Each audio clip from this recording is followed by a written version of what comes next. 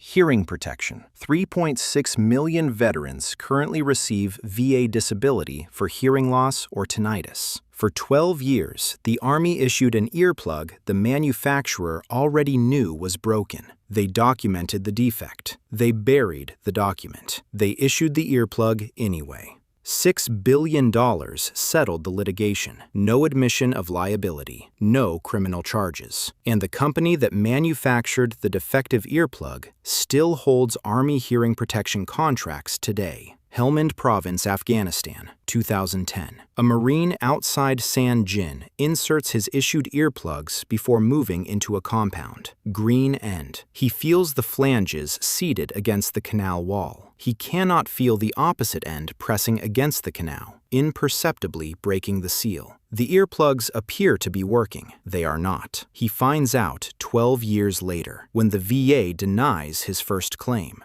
The manufacturer's own engineers proved the defect existed in July 2000, 3 years before the Army issued this product to every deploying service member. The military kept buying it for 12 more years. And the only reason anyone found out was a competitor company filing a lawsuit to win a contract. To understand how an Army that had been burned by bad hearing protection for 60 years still ended up defending the worst earplug ever issued, you need to start in 1944. 1944. Fort Knox, Kentucky. The U.S. Army Armored Medical Research Laboratory completed a study that should have closed the question permanently. The finding was blunt. Gunfire was destroying soldiers' hearing, not occasionally, almost universally, among artillery crews, tank gunners, and anyone near sustained weapons fire. Recommendation: immediate standardized hearing protection for all such personnel.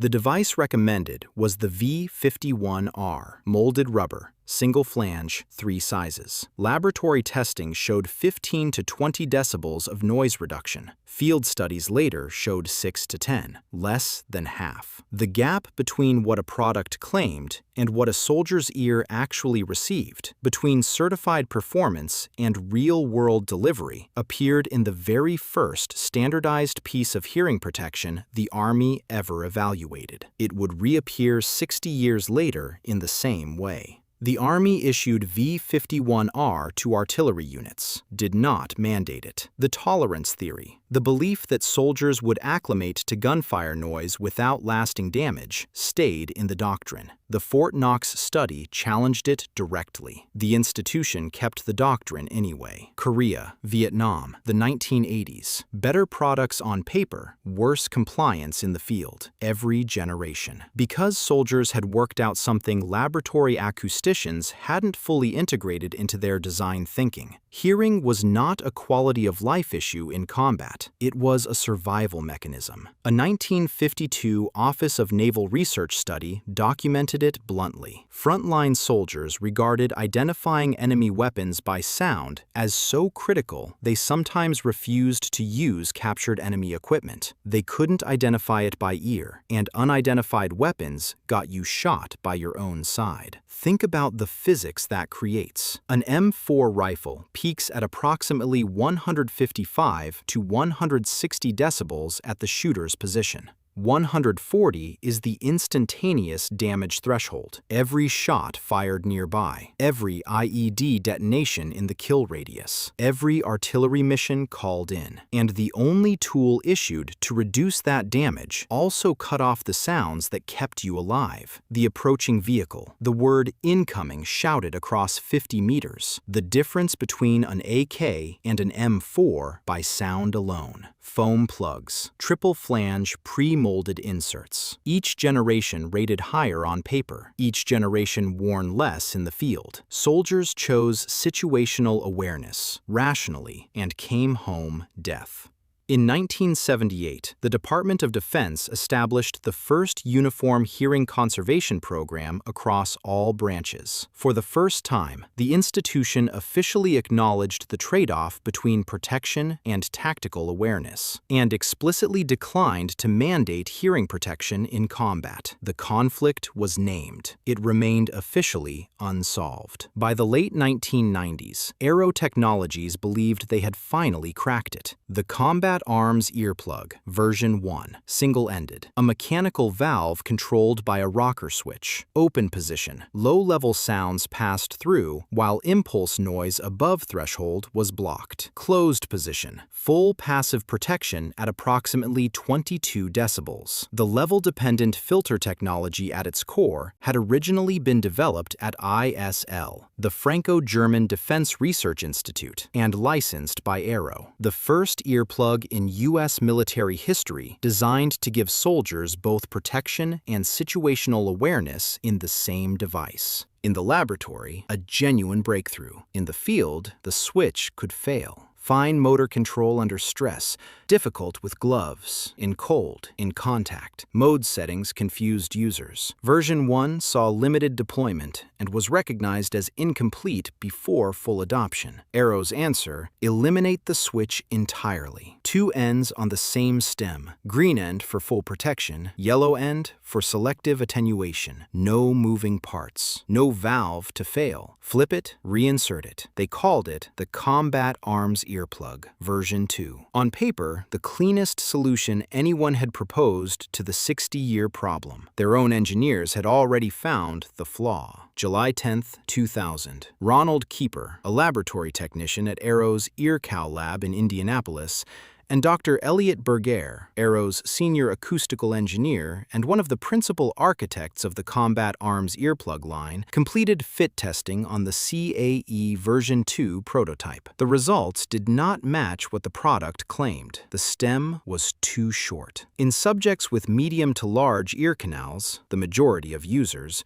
the geometry created a specific physical failure. When the green end was inserted to adequate depth, the yellow flanges on the opposite end pressed against the outer wall of the ear canal. Under that pressure, those flanges folded back toward the stem. That foldback imperceptibly loosened the acoustic seal of the inserted end. Imperceptibly. The wearer felt nothing. The earplug appeared correctly seated. The seal was broken. There was no way to know. Actual noise reduction of the green, closed end under standard insertion, 10.9 decibels, not 22, less than half the claimed value.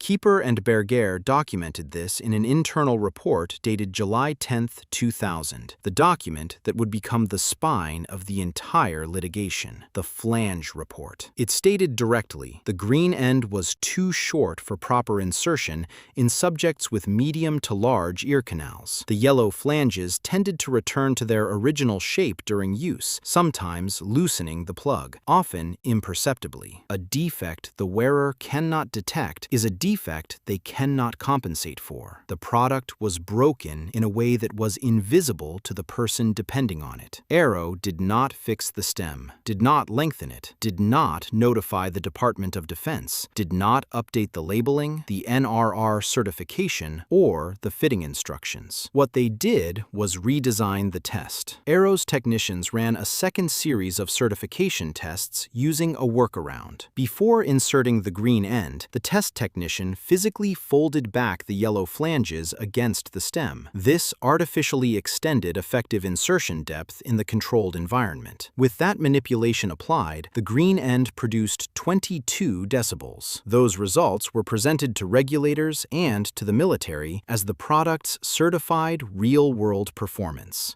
No soldier in a compound village in Helmand folds back the flanges before inserting an earplug. There was no instruction telling them to. The fitting guide distributed with CAE version 2 did not mention it. Mentioning it would require explaining why, and explaining why meant disclosing the Flange Report. Dr. Berger co-authored that report. He signed his name to the finding that the product did not work as designed. When Arrow's initial testing produced a failure, he was in the room. When the workaround was developed to make the certification numbers look better, he was involved in that process too. At bellwether trials 2 decades later, Berger testified as a defense expert witness for 3M. His argument? The product worked adequately when correctly inserted. That users with smaller ear canals could achieve proper seal. That the flange folding procedure was not necessary for most users. His own July 2000 2000 report said otherwise. The document bearing his name had documented the defect, identified the population at risk, medium to large ear canals, the majority of users, and described the precise failure mode the test workaround was designed to obscure. He authored the evidence. Then he testified against it. Then there is the yellow end, the open, selective attenuation side, the mode soldiers used during active operations to maintain situational awareness while the nonlinear filter blocked impulse noise above threshold. Claimed performance, 0 decibels of noise reduction, intentionally open for awareness. Plaintiff expert witnesses argued the yellow end's actual performance was -2 decibels, potentially amplifying sound rather than simply allowing it through. 3M disputed this, and no independent study confirmed it. But if even partially accurate, soldiers using CAE version 2 specifically to stay aware during fire may have been exposed to more impulse noise than if they'd worn nothing. The earplug may have made some exposures actively worse. Aero never applied the corrected testing protocol to the yellow end. Its field performance was never properly verified. Both ends potentially broken. One certified through a manipulated test, one tested once, with results too damaging to publish. 2003. The military issued the first contracts for CAE version 2, indefinite quantity contracts across all major service branches. Price to the government, $7.63 per pair. Cost to manufacture, 85 cents, a 9-to-1 margin on a product whose own testing had found deficient 3 years earlier. All service branches received it: Army, Navy, Marine Corps, Air Force, Coast Guard. The Marine Corps placed an initial order so large it temporarily depleted national stock. By 2004, every U.S. soldier deploying to Afghanistan and Iraq was issued CAE version 2 as their standard hearing protection, not as an option alongside alternatives, as the equipment. Troops wore it because the dual-mode concept made tactical sense, because the Army issued it, because a product with a certified noise reduction rating had passed whatever process produced that label. They wore it trusting the 10.9 decibel earplug was delivering 22. April 2008. 3M Company completed its acquisition of Aero Technologies, $1.2 billion. 3M gained the ear brand, the full personal protection product line, and the Combat Arms Earplug, version 2. The Flange Report was in Aero's files. It would have been in any data room prepared for a transaction of that size. What happened next was documented regardless of whether 3M read it. 3M continued manufacturing and selling CAE version 2 to the Department of Defense without modification, without disclosing the prior findings, without correcting the NRR label, and without updating the fitting instructions. The product kept shipping. The military kept accepting it. The contract kept renewing. November 17, 2015. CAE version 2 was officially discontinued. 12 years in military inventory. 15 years after the Flange Report. Over 1 million pairs issued. Every one of them sold under a noise reduction claim Aero's own engineers had shown was false. At some point, continued issuance stopped being a procurement oversight. It became institutional defense of a system that had already decided what it was buying. May 12, 2016. A company called Moldex filed a whistleblower lawsuit against 3M under the False Claims Act in the District of South Carolina. Moldex makes hearing protection, a direct competitor. They had been in patent disputes with Aero and 3M for years, and through that process, developed detailed technical knowledge of the Combat Arms Earplug's testing failures. A competitor, not a government audit, not a DoD inspector general, not a military audiologist who had seen too many hearing loss diagnoses. A company with a commercial interest in exposing a rival's defective product was the only mechanism that brought the Flange Report out of Aero's files. The government's own procurement and oversight apparatus never found it. The False Claims Act allows private parties to file fraud suits on behalf of the government and receive a statutory share of any recovery. Moldex filed sealed. The Department of Justice investigated and intervened intervened. In July 2018, the settlement was announced. 3M agreed to pay $9.1 million. Moldex Metric received $1,911,000, their statutory share as the whistleblower who brought the case. Let that sit for a moment. $9.1 million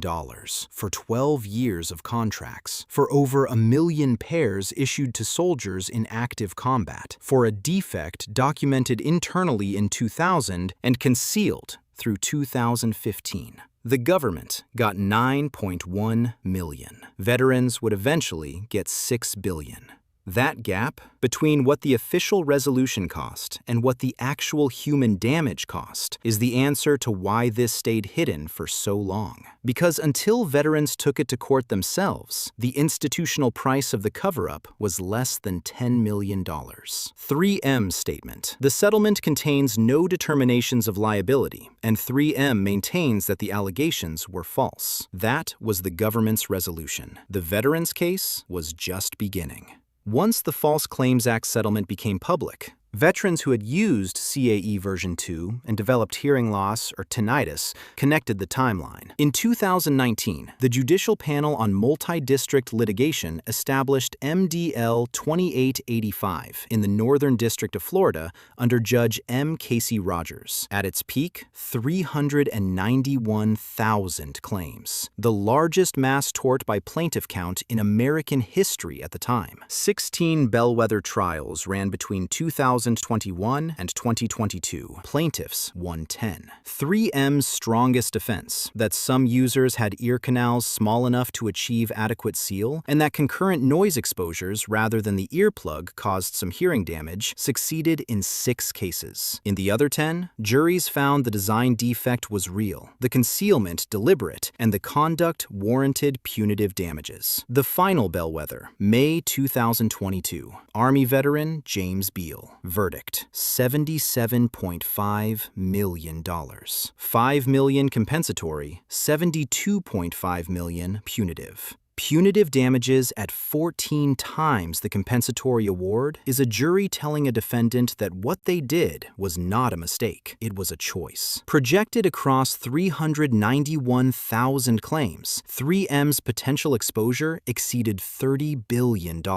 Their answer was to remove themselves from the litigation rather than fight through it. July 26, 2022, Aero Technologies filed for Chapter 11 bankruptcy. The strategy? Transfer the Combat Arms liability to Aero, file Aero into bankruptcy, freezing all active litigation in the process, and argue 3M bore no direct liability. Legal scholars call it the Texas two-step. December 23, 2022. Judge M. Casey Rogers issued a sanctions order. For 4 years, 3M had litigated this case as the responsible defendant. Its attorneys had filed briefs asserting direct liability. Its corporate representatives had testified to 3M's central role in the litigation. Its entire strategy was built on that premise. Then, it lost 10 of 16 bellwether trials and filed Aero into bankruptcy, claiming no direct liability at all. Judge Rogers' language. The findings clearly demonstrate a deliberate and continuous course of conduct and statements successfully orchestrated by 3M to establish itself as the party responsible for alleged CAE claims. 3M's attempt to renege on those positions now, and its duplicitous motives and mode of doing so, are beyond the pale of acceptable litigation conduct and reflect a flagrant contempt for this court and the MDL process. 3M was barred from shifting liability to Aero in any further proceedings. June 9, 2023. Judge Jeffrey Graham, U.S. Bankruptcy Court, Southern District of Indiana, dismissed the Aero bankruptcy. Finding: Aero was not in financial distress. 3M's funding agreement meant Aero would never face actual insolvency. The filing had been designed entirely to trigger the automatic stay. Quote, precisely the kind of abuse the bankruptcy code was designed to prevent. 2 federal judges, 2 independent findings, the same conclusion. 3M had attempted to use the legal system to escape the legal system. It hadn't worked. August 29, 2023. 3M announced a settlement of $6.01 billion, all cash, paid over 6 years, 2023 through 2029. Approximately 250 to 260,000 veterans who had served between 2003 and 2015, been issued CAE version 2, and developed hearing loss or tinnitus were covered by the settlement. 3M required 98% participation for the settlement to stand. The threshold was met. 3M's official statement. The products involved in this litigation are safe and effective when used properly. Safe and effective when used properly. $6 billion. No admission of liability. Both simultaneously.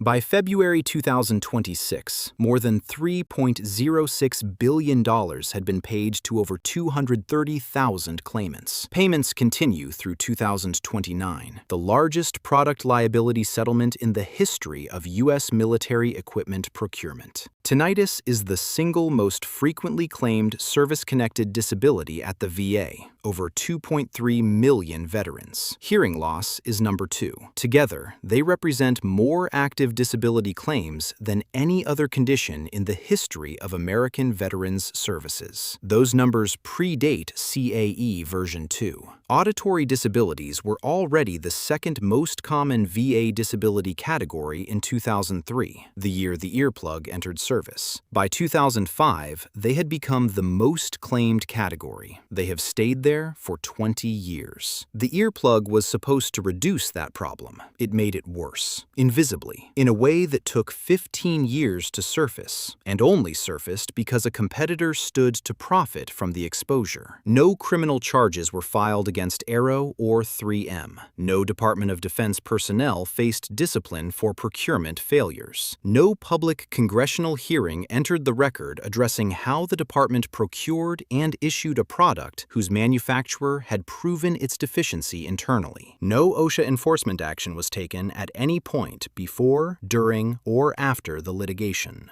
The regulatory framework that should have required Arrow to disclose the Flange Report to OSHA, to military procurement, to the NRR certification process was never triggered because Arrow did not report it, and no external mechanism existed to catch the failure to report. The product passed certification because the test was run in a way that guaranteed it would pass. The military accepted the certification because that is what the military does. Independent field verification did not happen. It was not required. The institution that manufactured the defective product paid $6 billion. The institution that issued it to 1 million service members paid nothing, changed nothing publicly, and disciplined no one inside the procurement chain that accepted 12 years of falsely certified product. The military did not return to the passive, single-mode designs that had failed for decades. Moldex Metric, the same company whose whistleblower lawsuit exposed the defect, had been manufacturing a passive alternative since 2012, the Moldex BattlePlugs, single-ended impulse earplug with a mechanical cap, closed for full protection at 24 decibels, open for situational awareness at 9 to 12. No rocker switch to fail, operable with gloves, available in 4 sizes, mechanically superior to every passive design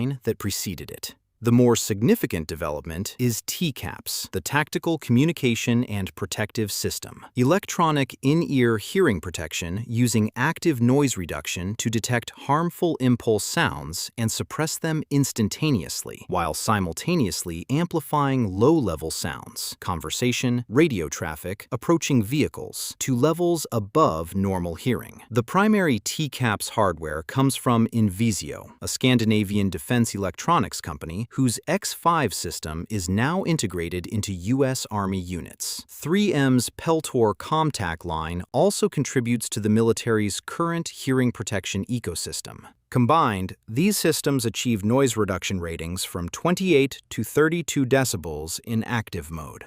The binary choice that killed hearing protection compliance for 80 years is technologically solved. 3M, the same company whose subsidiary sold a defective passive earplug to over 1 million service members, still holds Army hearing protection contracts through its Peltor product line. That is not a coincidence or an oversight. That is how defense contracting works. Deployment remains incomplete. Battery management and training are required. Tens of thousands have been fielded, while universal issue remains years away. The gap between the available solution and the deployed solution is not new. The V51R was recommended in 1944 and remained optional through the war's end. Foam earplugs arrived in the late 1970s and went largely unworn on training ranges through the 1980s. Triple flange inserts failed compliance for 2 decades. CAE version 1 identified the right concept and couldn't execute it reliably.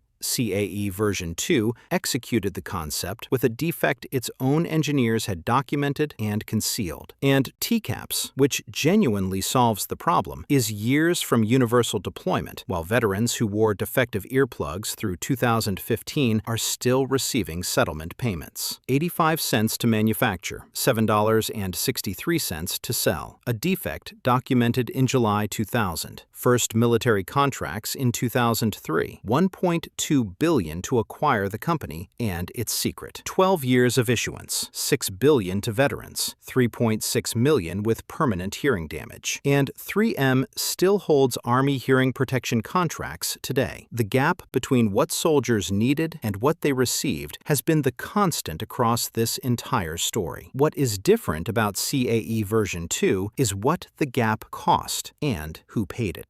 Not the manufacturer, not the procurement officers who accepted falsified test data for 12 years, not the regulatory agencies that never enforced the disclosure requirements that should have surfaced the Flange Report in 2000. The veterans paid it. Over 230,000 of them have received settlement checks. 3.6 million are living with the damage. The checks are the Army's answer. They are not the Army's accountability. The Army fixed the earplug. It never fixed the culture that made CAE version 2 possible. If this made you want to go deeper, the 2 books that shaped this video are linked in the description. And so is The Vault, where I keep the full script, research, and everything that didn't make the final cut. Subscribe for more.